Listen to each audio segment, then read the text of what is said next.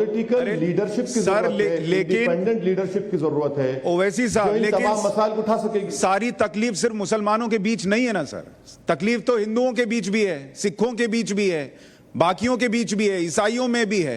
आप सिर्फ उठाने की बात करते हैं मुसलमानों को। ये पूछ रहा हूं मैं आपसे, आप ऐसा क्यों करते हैं?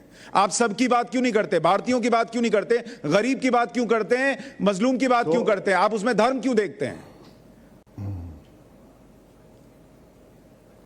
इसलिए धर्म देखता हूं क्योंकि भारत में जो डेटा निकलता है वो ये बताता है मुझे और आपको, और जब डेटा हम पढ़ते हैं तो खून के आंसू भी नहीं निकलते। आजकल हम कहां कह रहे हैं, हम ये कह रहे हैं कि इंसाफ किससे होगा? जालिम से इंसाफ होगा या मजलूम से इंसाफ होगा? इंसाफ तो मजलूम से होना चाहिए ना। अब आप बताइए कि अगर मुजफ्फरनगर के राइट्स में 77 केसेस सरकार वापस ले लेती है, कितने मुसलमानों के केसेस वापस लिया बताइए आपने? तो अगर मुसलमानों पूछ रहे हैं, नहीं, मुसलमानों के केस वापस नहीं होंगे, मुसलमानों के केस वापस नहीं होंगे तो आप आकर गैंगस्टर को टिकट देंगे, आप गैंगस्टर को पार्टी में शामिल करेंगे और कहेंगे कि चलो हम तुम्हारे साथ खड़े हो गए। ये कोई बराबरी है? अतीक अहमद को पार्टी में लाने से मुसलमानों को न्याय मिलेगा क्या? मुख्यमंत्री योगी आदित्यनाथ ने अपने खिलाफ केस वापस ले लिया, न्याय मिल रहा है। प्रोसिक्यूशन करने की इजाजत नहीं देते, न्याय मिल रहा है। बीजेपी के प्रेजेंट एमएलएज में 37% पर क्रिमिनल चार्जेस है, न्याय मिल रहा है। 77 बीजेपी के लीडर्स पर केस वापस ले लिया गया, न्याय मिल रहा है। प्रज्ञा ठाकुर, अतीक अहमद को ले लेने से मिल जाएगा, न्याय मिल रहा है। अतीक अहमद को ले लेने से मिल जाएगा, तो फिर हिंदू जो गैंगस्टर है उनको भी लीजिए ना सर। सुनिए,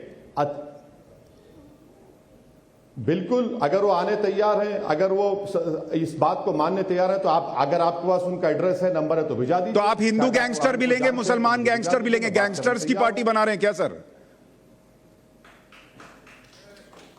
उत्तर प्रदेश में 37% एमएलए उनको गैंगस्टर बोलेंगे आप? वो जो बीजेपी का एक एमपी है जिस पर रेप का चार्ज है, उसको गैंगस्टर नहीं बोलेंगे? तो आपके लिए आप ये सिस्टम तोड़ने आएंगे या आप कहेंगे कि तुम्हारे 37% है? नहीं हुआ है सर, लॉ के लिहाज से ओवैसी साहब, आप ये सिस्टम तोड़ेंगे या आप कहेंगे कि तुम हिंदू गैंगस्टर हो, मुसलमान गैंगस्टर हो, सब आ जाओ यहां पर और मेरे साथ मिलकर सरकार बना लो? आप सिस्टम बदलने आ रहे हैं या उस सिस्टम को बढ़ाने आ रहे हैं? सिस्टम को कौन बदलेगा? जो सत्ता में सिस्टम बदल रहे हैं। जो सत्ता में रहकर टिकट दिए 14-17 में, वो क्या कर रहे हैं? दूध के धुले हैं वो। और अगर एक ब्राह्मण समाज के लड़के को लखनऊ में एनकाउंटर हो जाता है तो पुलिस वाले सस्पेंड हो जाते हैं क्योंकि वो अपर कास्ट का है, और दूसरों पर गोली चलाई जाती है, पेटों में गोली मारी जाती है, जेल में घुस के मारा जाता है तो पुलिस को अवार्ड दिए जाएंगे। आप क्या बात कर रहे हैं सर? आप तो कम से कम तरफदारी मत करिए। नहीं, मैं कोई तरफदारी नहीं कर रहा। मैं कह रहा हूं अगर वो गलत हुआ सर, गलत को गलत के तराजू पर बराबर करने से कोई न्याय नहीं मिलेगा। मैं आपसे ये कह रहा हूं। और आप जब आते हैं, आप पढ़े लिखे समझदार इंसान हैं, समझदार नेताओं में से हैं, आपकी सोच बहुत बड़ी है, ये मैं मानता हूं। आपसे मिला हूं, आपसे कई बार बात करता हूं। आप बहुत ज़हीन तरीके से समझते हैं पॉलिटिक्स को।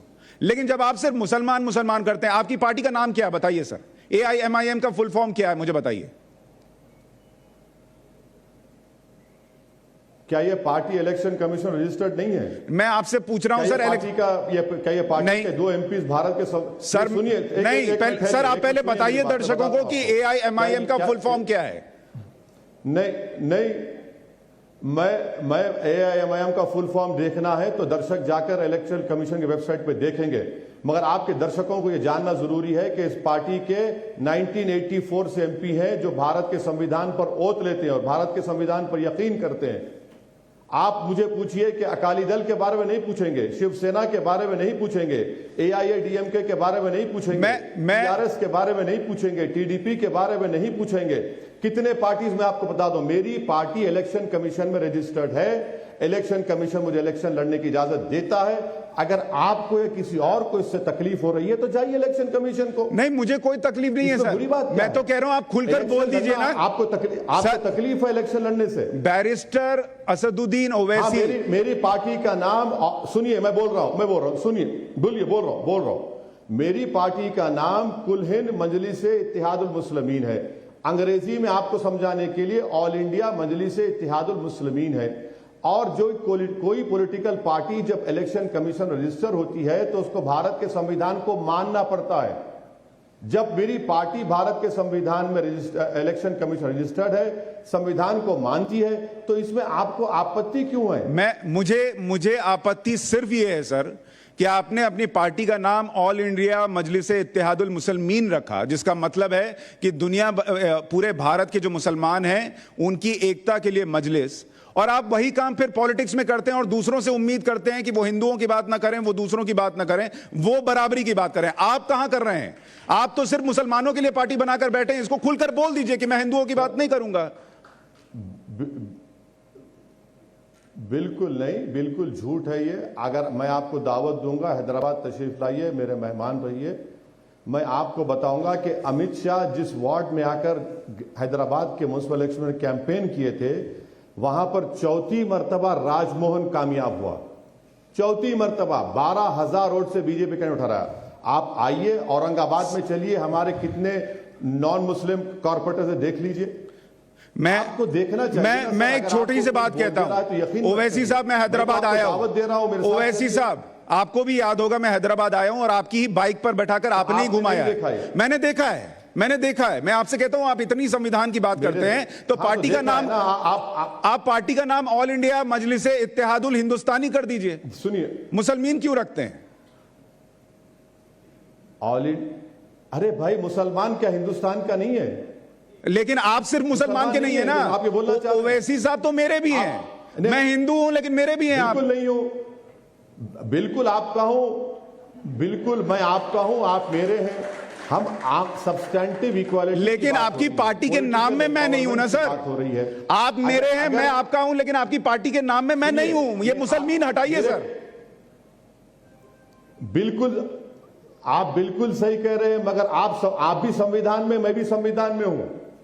हर पॉलिटिकल पार्टी संविधान को मानती है, संविधान सबसे ऊपर है और संविधान के तहत मेरी पार्टी का रजिस्ट्रेशन हुआ है। यह बात आप समझने से कासिर हैं। संविधान के तहत हुआ, मैं मान गया, पर मैं कह रहा हूं कि जब भारतीय जनता पार्टी हो सकती है, इंडियन नेशनल कांग्रेस हो सकता है, तो ऑल इंडिया मजलिस इत्तेहादुल मुसलमीन की जगह ऑल इंडिया मजलिस इत्तेहादुल हिंदुस्तान क्यों नहीं हो सकता? सबकी एकता की बात कीजिए ना सर। अरे मेरे सुनिए, आप समझ नहीं रहे हैं। भारत के संविधान के तहत हर पॉलिटिकल पार्टी का रजिस्ट्रेशन होता है और उस पॉलिटिकल पार्टी को मानना पड़ता है संविधान को। मैं आपको बता रहा हूं, 1960 से इलेक्शन लड़ते आ रहे हैं। तो अब आप इसमें क्या पैगाम मिल रहा है आपको? क्या पैगाम आपको गलत मिल रहा है क्या? नहीं तो मुसलमीन हटाने से दिक्कत क्या है सर? कौन कह रहा है कि किसी मजहब आपको वोट नहीं पड़ेगा क्या? अगर मुसलमीन हटा देंगे, अगर आप मुसलमीन हटा देंगे उसमें से, तो वोट नहीं पड़ेगा क्या? नहीं सर, वोट पढ़ना नहीं पढ़ना है तो अल्लाह तय करेगा ना, जनता तय करेगी। तो मैं कभी इलेक्शन जीतता भी हूं, हारता भी हूं, तो इसमें बुरी बात क्या है? आप फिर माने बैठे हैं कि आपको वोट वही देगा जो अल्लाह की सुनता है। इलेक्शन लड़ते हैं, जीतते हैं, हारते हैं। आप माने बैठे हैं ना कि वोट आपको वही देगा जो अल्लाह की सुनता है, जो श्री राम की सुनता है वो नहीं देगा। बिल्कुल नहीं, बिल्कुल नहीं, बिल्कुल नहीं। मैं आपको फिर बार बार कह रहा हूं, राजमोहन कॉर्पोरेटर ने अमित शाह के आने के बाद भी बीजेपी का कैंडिडेट हार गया। राजमोहन उसका नाम है। अब आपको और क्या बताऊं मैं?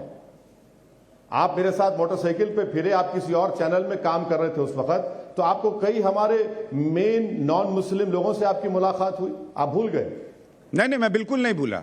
मैं तो चाहता हूं जो मुझे वहां दिखा वो हर जगह दिखे। आप यूपी में भी आकर हिंदुओं की बात करें, सिखों की बात करें, ईसाइयों की बात करें। आप सिर्फ मुसलमान करते हैं, वहां दिक्कत होती है। आप कहते हैं मस्जिद शहीद हो गई। मस्जिद शहीद होना आपका मुद्दा है या मुसलमानों को एजुकेशन मिलना मुद्दा है? देखिए, आपको या तो आपको एमनीसिया हो चुका है या फिर आपको, मैं समझ रहा हूं कि ज़ईफ़ी जल्दी आ गई आपको, या आप नौजवान आदमी इतना जल्दी क्यों भूल रहे हैं आप? अभी मैंने क्या डेटा दिया आपको? मुस्लिम लिटरेसी का डेटा दिया, ड्रॉप आउट का डेटा दिया, कितने ग्रेजुएट्स यूपी में डेटा दिया, आप भूल रहे हैं। अब आपको मैंने बताया कि प्रधानमंत्री ग्रामीण योजना में जो बीजेपी बोलती है इतने घर दिए, एक भी नहीं मिला। मुख्तार अब्बास नकवी की मिनिस्ट्री से 160 करोड़ रुपये आए, माइनॉरिटीज के लिए सिर्फ 16 करोड़ रुपए खर्चा किए, आप वो भी भूल रहे हैं। रहा सवाल बाराबंकी की मस्जिद का, तो आप प्रोग्राम खत्म होने से पहले या कल या मुझे बुला लीजिए। आप उत्तर प्रदेश वक्फ बोर्ड के जो चेयरमैन है, वो तो योगी आदित्यनाथ सरकार के बड़े करीब है, उनसे पूछ लीजिए बाराबंकी में मस्जिद शहीद हुई नहीं हुई, क्या वो हाईकोर्ट में केस डाले नहीं डाले, पूछ लीजिए उनसे आप। मैं तो आपको सब बातें कर रहा हूं ना, मैं कहां आपको सिर्फ ये बात कर रहा हूं, मैं तो आपको टोटल बात कर रहा हूं।